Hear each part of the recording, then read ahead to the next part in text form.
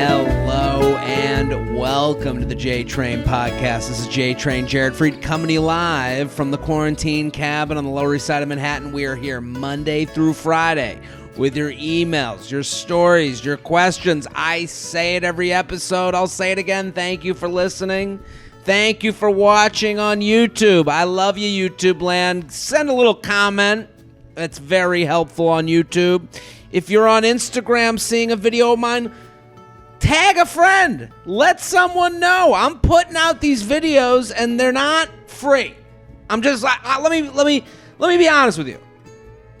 I pay money to make these videos happen. They don't just come out of the, they don't just rain down from the sky. There's no video fairy just delivering me. We have a whole crew here. So make me feel like I'm making a good decision, and tag a friend, a coworker, a brother, a sister, a mama, a papa. Also, I'm going to read our sponsors. Always support the sponsors if they can support you because they support me. That's probably the best way I can describe it. Support the sponsors because if the sponsors support you, then you support the sponsor and they support me. See how we're all holding each other? It's like it's that game, the monkey barrel game, where you pour out the monkeys and you try and pick them all up. That you're picking them up, they're picking me up, and that's how it works. Barrel of monkeys. So we got sponsors. Support them because they all got deals. It's in the description of every episode. I'll get to it. We're going to do a bunch of emails. And then I'm going to do a charcuterie chat, and then we're out of here. How's that sound? The block and rematch. J-Train, appreciate you getting me through quarantine. I hope you make a tour stop in North Carolina someday. I think I'm coming to Raleigh this fall. JaredFreid.com. Would love to hear your thoughts around this. I matched with a guy on Hinge. We started chatting, and he asked to add me on Snapchat. I immediately thought, oh boy, enter the land of casual and unsolicited dick pics. So this is a listener. So we had a nice video chat. Then he sent me Snapchat videos of him rubbing his member, hoping I'd give him a video in return, which I didn't.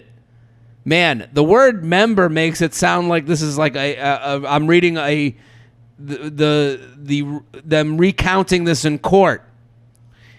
He sent me a Snapchat video of him rubbing his member. It sounds like the stenographer. Read it back. Elaine, read it back. He rubbed his member in a video, which I didn't return. Later, I messaged about us going on a date somewhere outside in public. I love that. So I actually like your move. You had the video chat. You're like, this went well enough. He sends the picture of himself rubbing himself. You're like, ooh, that's cute. You're not getting anything back, but we all make mistakes. Let's go out. And then I like that you didn't take it personally as much as you could have. You could have, and it would have been fine too. But it is, I think it's funny. Later, I messaged about us. How about we go on a date? Are you done rubbing your member? Are you ready for a date, you animal? We're us going on a date somewhere outside in public because of Corona, which he didn't want to go for. He sent me, quote, I thought we clarified why we are hanging out. Clearly, he was just looking for a hookup, which I don't see how sending explicit Snapchat videos was a clarification, LOL. That's funny. I thought we had an agreement. We talk on video chat, and I send you videos of me rubbing my shaft. This member must be rubbed over video. I told him we're on different pages, and he immediately removed me from Snapchat and Instagram. I unmatched him on Hinge. No further communication. Fast forward a couple of weeks, and he likes another photo on my profile to rematch. So they rematched on the dating app. Pretty sure this dude forgot he already matched with me and is going on a swiping binge. To mess with him, I rematched, and I sent a miss me message. Maybe petty, but you got to have fun in quarantine. Would love to hear your comments. So it's funny, like, what's the point where you're wasting your own time?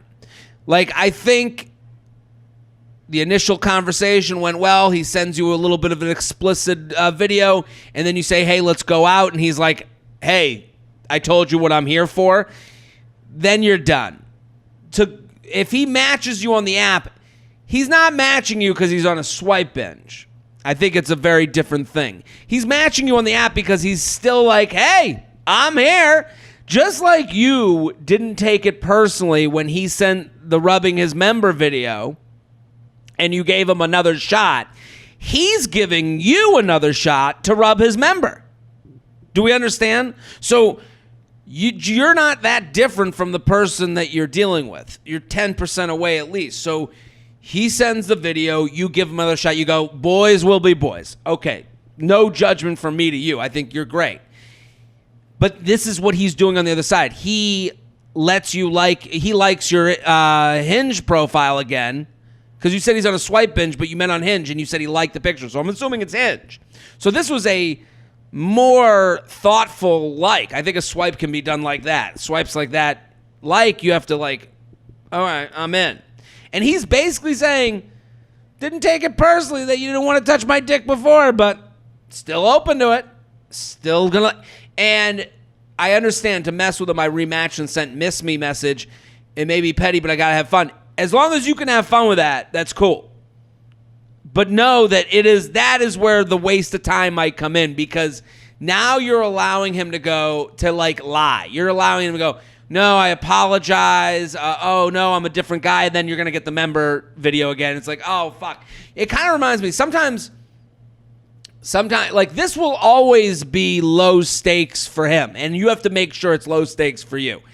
I'm not saying that it isn't, but I'm just saying that's the thing to be wary of, because the next step is, oh, hey, yeah, let's do this. And now you're in for another month with this guy who really doesn't care because he's sending his member videos to everybody. JTrainPodcast@gmail.com. JTrainPodcast@gmail.com. Weird Hinge answer. Thanks for all the great work. I saw this answer on a guy's Hinge profile, and it struck me as odd.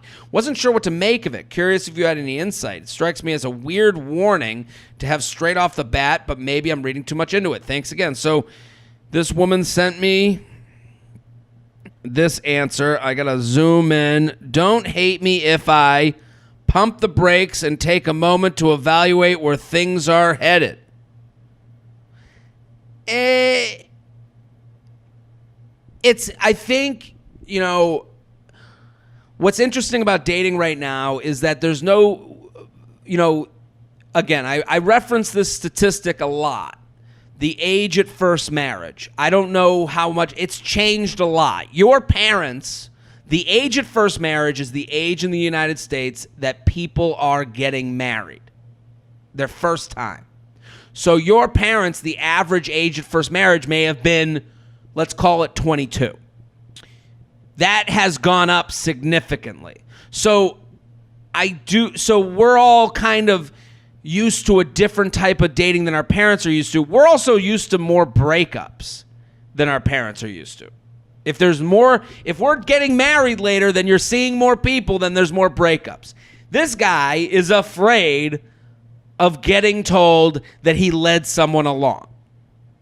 And this is both sides' fault. This is this fault of guys being on apps to just hook up. So he's basically letting people know, hey, you might be someone I'm just hooking up with. And you got to be okay with it. That's kind of he's kind of like giving off like a warning flare. But that's also the fault of people that get mad that you would even go on a date with someone that you wouldn't take seriously. The whole dating process is to figure out if this is a good match. So sometimes when someone feels it's a good match and the other person doesn't, they get blamed. Well, why'd you make me go on these dates? And now he's putting on his Hinge profile. Hey, everybody, if you date me, there's a point where I might pump the brakes and see where this is going. Of course he would. That's what dating is. You're constantly pumping the brakes. I'm living with my significant other. We get through the day pumping brakes all day long. We're like, she's probably looking at me being like, this guy farted 7 times today. What the fuck? Do I really want to be with this person long term? That's what dating's all about. So this is kind of a product of us dealing with the humanity that we all don't. Nobody likes breaking up with people. Nobody likes being like, I don't know if I want to be into this after 3 dates. Nobody likes conflict. So he's trying to avoid conflict as much as possible. jtrainpodcast@gmail.com. jtrainpodcast@gmail.com. Hook up with friend group. I have a girlfriend of a year that my neighbor's friend group know about but have not met. I have a girlfriend of a year that my neighbors and friend group know about but have not met. Over the past month of moving in, I've been getting feelings for one of them. I'm torn as I have a girlfriend. That said, if I made a move and got rejected, how should I proceed forward? I can't say with confidence that I wouldn't be down to hook up if that arose. I don't want to be around someone who rejected me, but my roommate and I do have a good friend circle here with them. Would I be in the wrong to distance myself if I got turned down? This is obviously a man writing in. Because it's like, yeah, I'd fuck her, but I don't know what I do. It's like, this is how men write in. P.S. She moves out of state in November. My roommate is also hooking up with one of the friends as well. This is a very confusing email. All I know is it starts with, I have a girlfriend of a year. That's first. You're done with that girlfriend. You need to end that relationship. You need to, first things first. You are having feelings for other people, and you're toying with the idea of pursuing those other people. That is not your problem right now. Your problem right now is that you're over a current relationship, and every day you stay in that relationship is a day that you're lying to someone that you don't hate and that you care about and you don't want to hurt. So I would encourage you, first things first, to have a talk with your girlfriend and end it. You had a good run. You tried it out. It's not for you. Take time. And I understand, I think what he's saying is like, well, I got till November to make this happen with the girl that I'm kind of thinking about in my friend group, and I don't want to ruin the friend. And it's like, cut that out. Do the right thing. Give this girl a call. Hey, this isn't the match for me, and I feel really badly about it, but we should really just figure out a way to, get beyond this relationship. And I know I'm hurting you, but I'm sorry, this isn't the match for me. jtrainpodcast@gmail.com. jtrainpodcast@gmail.com. How and when to ask for a date. I'm such a fan of this podcast and you up. Your daily episodes have kept me sane during the quarantine. Obsessed with your Bachelor Screams. I'm live streaming the recap episodes, the 3-hour recap. I like the 3-hour recap. I don't know if I would take, I do like, I guess I know some of these people. I want to meet the other people. We missed some of the fun stuff. So the 3-hour recap episodes are fun. I matched with this guy on Bumble just over a week ago. I'm so picky when it comes to guys, and it's even worse on dating apps. So it's great that I actually feel a spark with this guy. I got drunk a few nights after we have been talking, and I knew he wouldn't be awake, so I sent, hey, text me tomorrow with my number.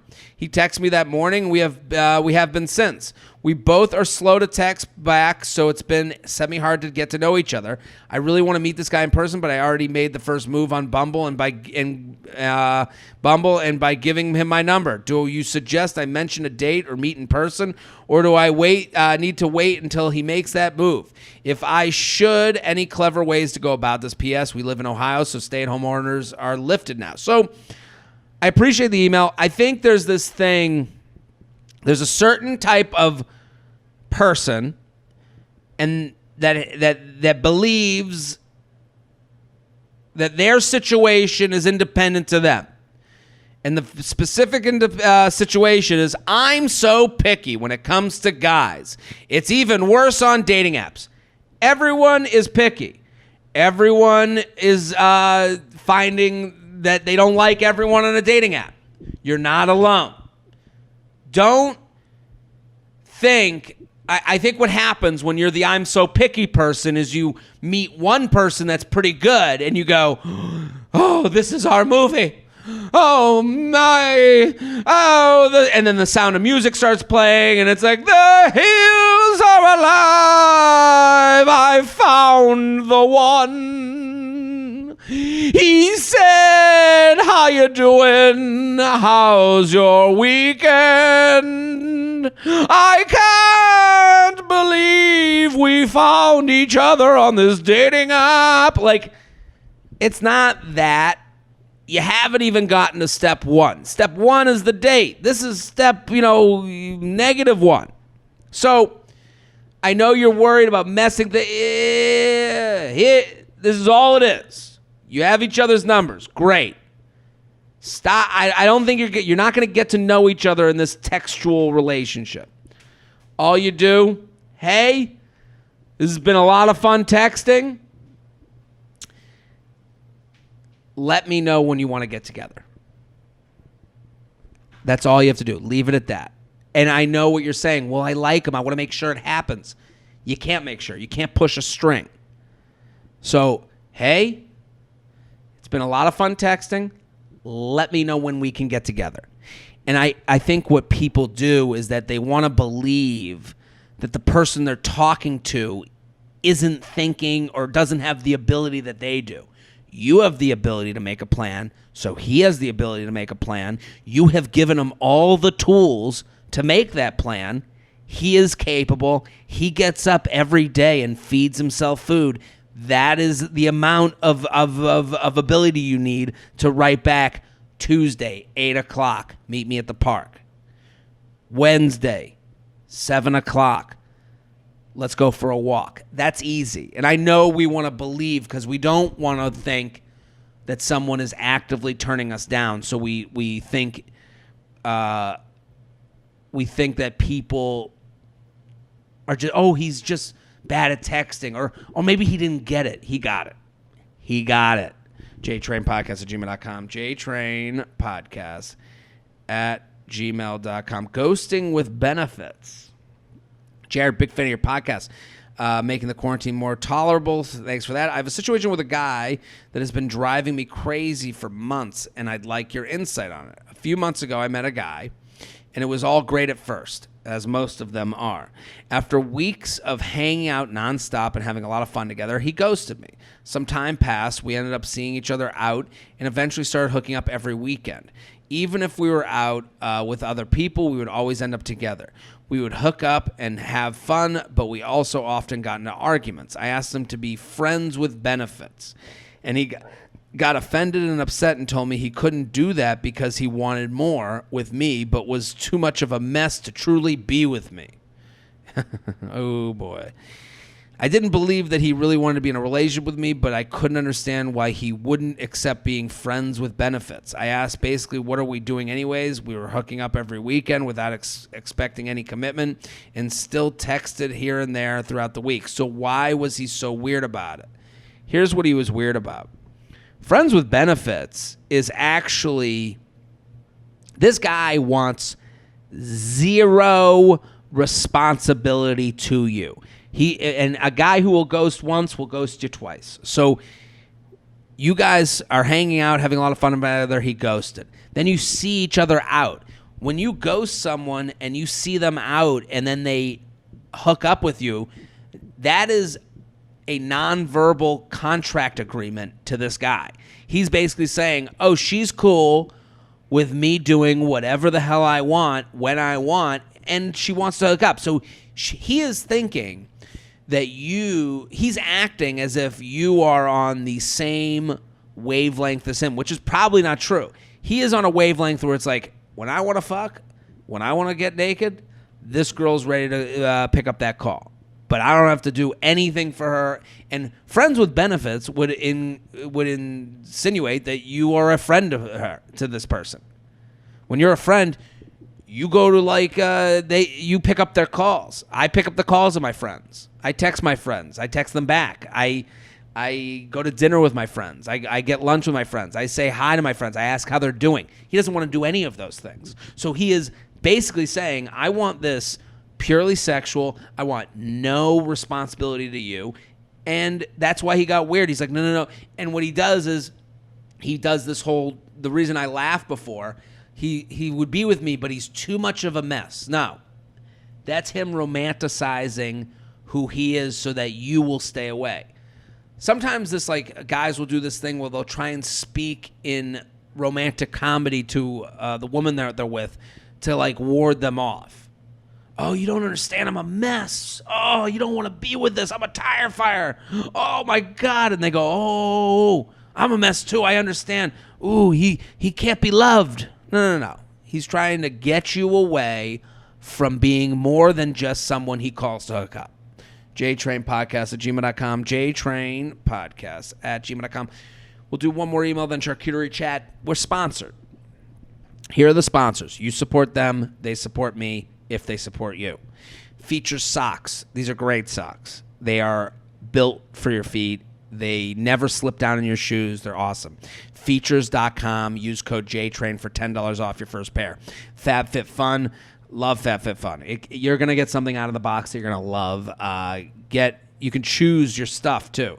Variety of beauty, fashion, fitness, and wellness products to customize your box. Get $10 off your first box at FabFitFun.com. Feels CBD. I am a CBD user on a daily basis. I love Feels, and Feels is the reason I got into it. What I love about Feels, they have a hotline number. You can talk to someone if you're nervous about it, you don't know what about it. So feels.com/JTrain, that's FEALS.com/JTrain for 50% off your first order and free shipping. MeUndies, get the world's softest underwear delivered right to your door on the regular with a monthly subscription. Go to MeUndies.com/JTrain for 15% off your first pair, free shipping, and 100% satisfaction guarantee. Noom. Love Noom. Little changes lead to big ones. If you're struggling with your weight in quarantine, you're not alone. Develop a better relationship with food and your body at Noom.com/JTrain and start losing weight for good. Great sponsors this week. Okay. I got chlamydia from my exclusive relationship. Papa J, love your podcast. Have tagged many a bitch. Thanks so much for the last perspective. I'm in a bit of a tricky situation. Could really use some unbiased advice. Been dating my boyfriend for about 6 months, and we've been exclusive for about 3 of those months. So far, everything is going extremely well from my perspective. He's told me he feels the same. He has met my standard across the board, and I've had no real red flags up to this point.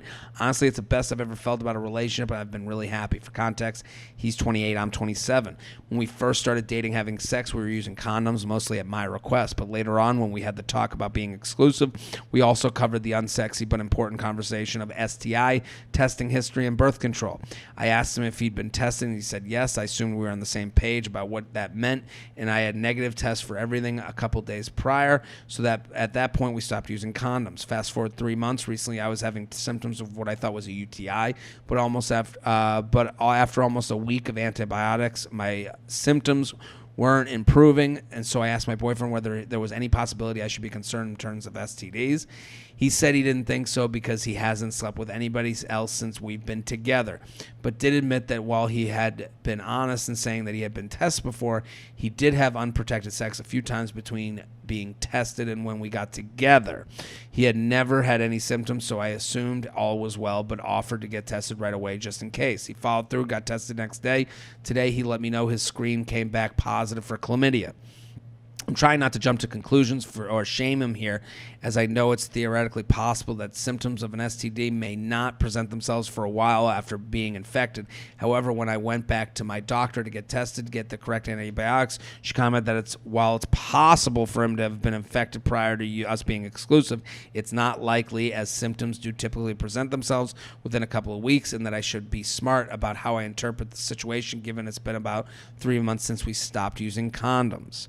When my boyfriend and I sat down to talk about it further, and I brought up what my doc said, he was beside himself, and he's a guy who typically keeps his cool. He said he completely understands why I'm asking questions, as obviously this looks really bad and puts us in a shitty position, and apologized if he misled me about the timing of his past STD test, but he swears up and down that he hasn't cheated in any way, shape, or form, and doesn't know he can definitely prove it.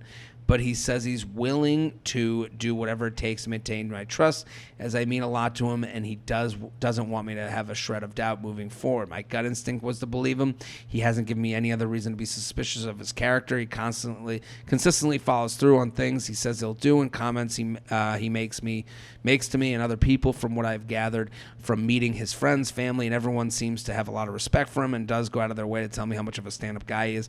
I've gotten the sense that he's had fun in the dating game, but have picked up no signals that he has a history of shady behavior, cheating, lying, etc. in previous relationships. However, I can't help but feel concerned that he wasn't exactly honest in the beginning when I asked him outright about whether he'd been tested for STDs. To me, my question clearly meant, have you been tested since the last time you had unprotected sex? And it makes me wonder whether he genuinely didn't think he was at risk or just flat out lied to me. Extrapolating that further, man, if you use the word extrapolating, this is a serious email. If he lied, then does that mean he's likely lying now about not sleeping with anyone else? I'm not sure what to do here. I don't want to put him through the ringer if he's telling the truth, and understand that we all make mistakes. He's also not the first guy I've encountered who mistakenly thinks he's invincible when it comes to sexual health, and I can't honestly say that I've been 100% perfect when it comes to protecting myself in the past. But in this case, I do feel like I tried to take the appropriate precautions and ended up in a crappy situation that put both my reproductive health and the trust in our relationship at risk.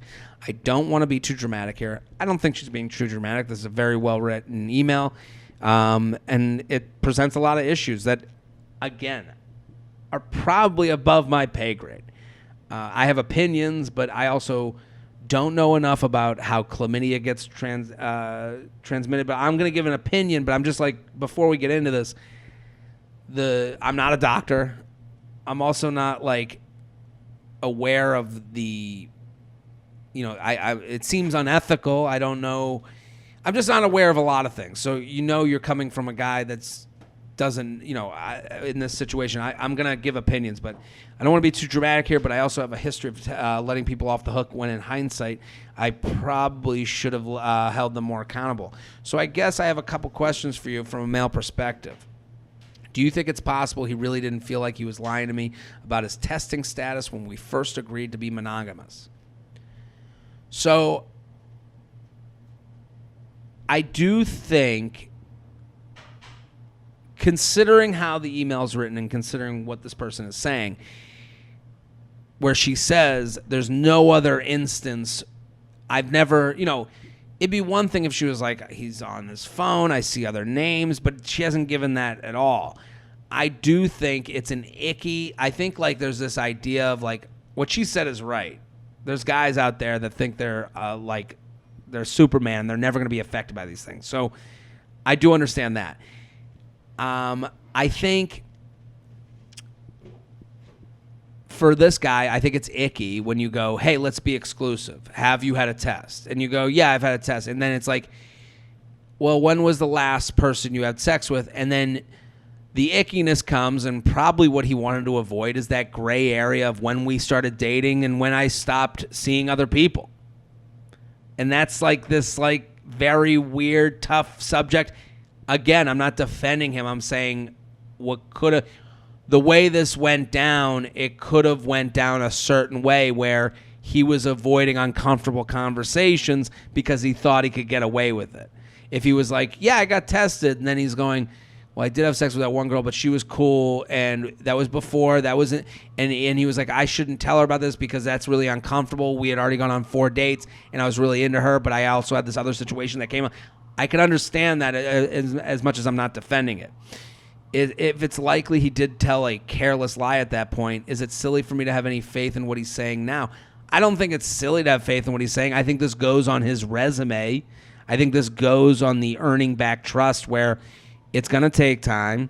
It's going to take effort from him, and it's going to, if next week you see something weird, it can't be just that weird thing.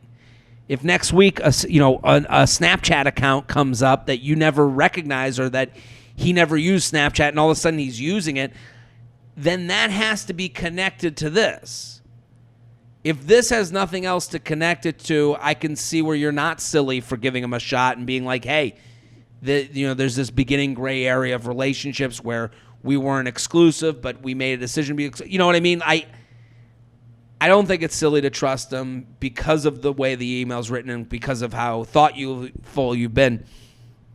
But it'd be silly to just forget this. If next week something weird happens, or next week he's getting weird and not talking to you as much, I think it's okay. You are building a relationship resume with this person, and the past things that happen have to be taken into account for future things that may come up. 3, if I give him the benefit of the doubt, what is fair for me to expect moving forward in terms of rebuilding trust? I agree that there's no real way for him to prove he didn't hook up with anyone else, so I probably have to make a decision about whether to take his word for it and move forward one way or another. I just don't want to make the wrong call here. I really care about this guy, but also respect myself enough to want to be as rational and fair as I can. I don't think there's a wrong move. If you ended it today, that ain't wrong. You'll find someone great. If you kept in it, that's not the wrong move either. You say, okay, I can understand how this happened. I'll believe the way you're presenting it, and we move forward. But again, you don't forget the past. You own the past. Okay, I'm not going to hate you for it, but it's going to be, it's like a 3-strike rule. This is probably 1.5 strikes, and you go, and you just don't, those strikes don't go away. Now, a year from now, when nothing happens and you guys get in an argument, and then you go, well, you fucked someone else and you gave me chlamydia. Like, I'm not sure. That's a year from now where nothing else has happened. Again, this is, I don't think trust is built off of one thing or lost off of one thing. I think it takes a series of things to look at someone and go, and I understand, like, I don't want to look silly. But I think that's a perspective that you need to try and get over. No one's watching you. You're not in an episode of The Real Housewives. No one's judging you. Everyone wants to find someone that they can trust and be with, and you're just trying to figure that out. The idea that, oh, can you believe she keeps going back to him? I don't think you should beat yourself up for moving forward and trusting in someone that, because everyone lets people down all the time. So, again, based on the email, based on the situation, I am not a doctor, so I don't know all the timelines. But if a doctor said that it's highly unlikely, I do think that in this gray period where you guys were technically not exclusive, but it would be uncomfortable to tell you that he's been with someone else, this is kind of that part of the Venn diagram is where he got fucked, and I think he thought he was invincible and thought, well, that one person isn't the one that gave me chlamydia, and they did. And that's it. So, tough email. I'm sorry this is happening. I think this is as much opinion as I can give. JTrainPodcast@gmail.com, JTrainPodcast@gmail.com. Let's do a charcuterie chat. Hit the music, Shelby. On today's charcuterie chat, this is I got sent this board from a user. Now, if we look at it, it is a mess. If I look at the board and it's just a sea of colors that I can't distinguish between cracker and cheese, there's a mistake that's been made. I don't understand why we're filling the boards like this. And you know what is? A lack of confidence. They don't want to make a decision, so they just they just pack up the board. They don't want to make a decision. They don't want someone to go, well, where's the brie? And you go, well, I forgot the brie. And then you have a friend take notes. Oh, I guess you're not a brie person. This is a person who lacks confidence. These boards that are full to the brim is they're saying, I got to put everything on so that nobody can call me out on the decision I've made. Make a decision. Make a decision. Choose a cheese. Choose a cracker. Own the cracker. Own the fruit. Own the honey. Own the jams. Own your board. It might suck, but at least it's you. At least you didn't just try and make a board for everybody, because you're never going to do that. So now, instead of making a board for yourself, you squeezed in ham on top of fruit, on top of everything else. You couldn't even find a place for the knives to fit, so it's just got to be sprawled over over the whole plate. If I saw this board at a party, I would go up to the person who planned the party and I would go, come here, come talk to me. Are you okay? Is there anything I can do for you? Are you okay? What's wrong? You know you're beautiful. You know you're smart. You know you're capable. You don't have to make a board like this. You can be you. That's what I would say to them. Because with a board like this, it is such a mess. It is such a cluttered, clusterfuck of a board that it can only mean that they were so afraid of getting judged about the things that didn't go on that they just put everything on. That's today's charcuterie chat. You can send yours in to jtrainpodcast@gmail.com, jtrainpodcast@gmail.com. That is today's episode. We're here every Monday through Friday. Keep telling your friends, keep telling your coworkers. We'll be back next week. Boom. Or back next episode. Boom.